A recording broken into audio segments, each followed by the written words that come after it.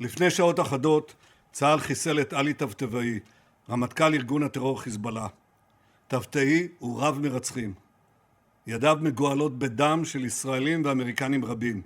ולא בכדי, ארצות הברית הציעה פרס כספי של $5 מיליון על הראש שלו. মার্কিন আইন অনুসারে সৌদি আরবকে সবচেয়ে অত্যাধুনিক F-35 যুদ্ধ বিমান কিনতে বাধা দেবে ইসরায়েল। ইসরায়েলের প্রধানমন্ত্রী বেনিয়ামিন নেতানিয়াহু জানিয়েছেন, মার্কিন পররাষ্ট্রমন্ত্রী মার্কো রুবিও তাকে আশ্বস্ত করেছেন যে সৌদি আরব সবচেয়ে উন্নত মার্কিন F-35 যুদ্ধ বিমান পাবে না। নেতানিয়াহুর এই অবস্থান প্রেসিডেন্ট ডোনাল্ড ট্রাম্পের সাম্প্রতিক মন্তব্যকে সরাসরি চ্যালেঞ্জ করছে, যেখানে কিছুদিন আগে সৌদির যুবরাজের সফরে তিনি সৌদি আরবকে F-35 দেওয়ার পক্ষে মন্তব্য করেছিলেন। মিডল ইস্ট আই এক প্রতিবেদনে এই তথ্য জানিয়েছে।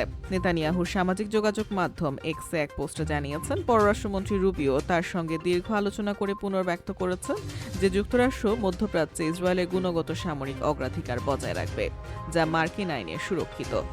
এর মধ্যে রয়েছে ইসরায়েলকে দেয়া F-35 সরবরাহে বিশেষ সুবিধা, যা অন্য আঞ্চলিক শক্তিগুলোর জন্য সীমাবদ্ধতা। নেতানিয়াহুর এমন বক্তব্য রুবিওকে ইসরায়েলের সামরিক শ্রেষ্ঠত্ব রক্ষার দৃঢ় সমর্থক হিসেবে তুলে ধরে। এর আগেও তিনি তুরস্ককে F-35 প্রোগ্রামে অন্তর্ভুক্ত করার প্রচেষ্টাকে ঠেকাতে নেতানিয়াহুর লবিংয়ের পর সমর্থন করেছিলেন, যার প্রেক্ষিতে তুরস্ক রাশিয়ান S-400 ক্ষেপণাস্ত্র ব্যবস্থা কিনে আর F-35 কেনার পর্ব স্থগিত করে দিয়েছিল। অন্যদিকে ট্রাম্প গত সোমবার সৌদি ক্রাউন প্রিন্স মোহাম্মদ বিন সালমানের সঙ্গে বৈঠকে বলেন, সৌদি আরবকে F-35 যুদ্ধ বিমানে ইসরায়েলের সমান অংশীদার হওয়া উচিত। এছাড়া এই সময় সৌদিকে নিম্নমানের বিমান দিতে চায় ইসরায়েল, এমন লবিংয়েরও সমালোচনা করেন ট্রাম্প।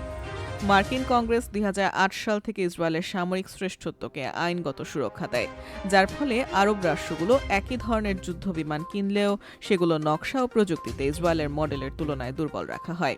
আর এই সুবিধা কাজে লাগিয়ে ইসরায়েল তার নিজস্ব সংস্করণ F-35I আদি এই বিশেষ পরিবর্তন এনেছে, যা জুনে ইরানে আকস্মিক হামলার সময় দীর্ঘ দূরত্ব অতিক্রমে বিশেষ ভূমিকা রেখেছিল।